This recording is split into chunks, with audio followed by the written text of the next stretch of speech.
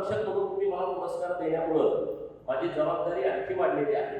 माझं काम आणखी विस्तारून करण्याची आवश्यकता आहे.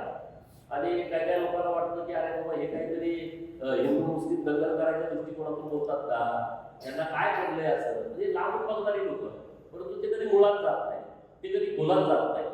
हिंदू समाजाचा असा स्वभावच नाही की आपण कुणावरती तरी आक्रमण करावं, आपण कुठंतरी अतिक्रमण करावं, असा त्याचा मूळचा स्वभाव नाही. बाबरापासून हे बाबर असतील, खिलजी असतील, तुघलक असतील, लोधी असतील, तिथून औरंगजेबापर्यंत हे अनेक वेळा आक्रमणं त्यांनी भारतावरती केली. हिंदू समाजाच्या अस्मितेवरती आक्रमणं केली. मंदिरांची तोडफोड करणं, मूर्त्यांची तोडफोड करणं हे कशासाठी करत होते?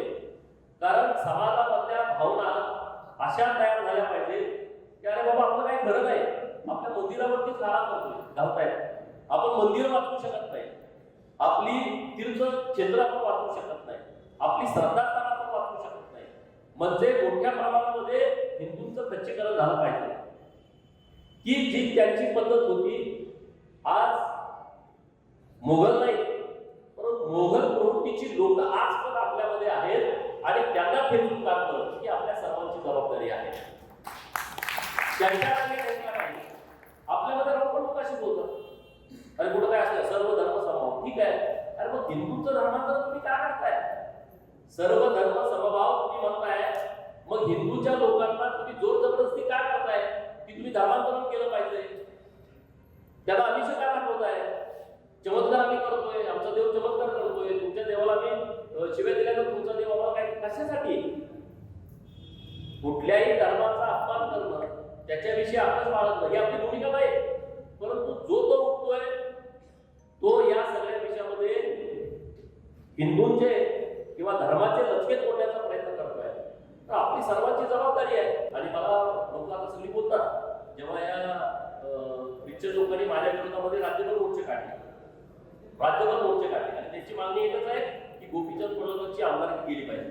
आता मला काल परवा नोटीस पण आली मुंबई हायकोर्टाची की गोपीचंद पडळकरची आमदारकी रद्द करा, किंवा असं बोललाय, तसं बोललाय, आम्ही बोललाय, तसं बोललाय. आणि मी बोललो का? कशासाठी बोललो? तुम्ही आज गाववाड्यामध्ये कशासाठी जाताय? काय काम आहे तुमचं?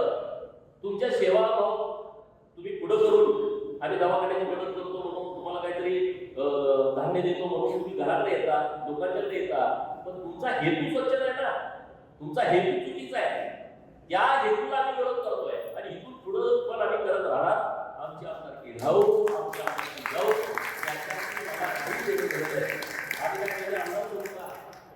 आम्ही काय आमदार होतो? आज आम्हाला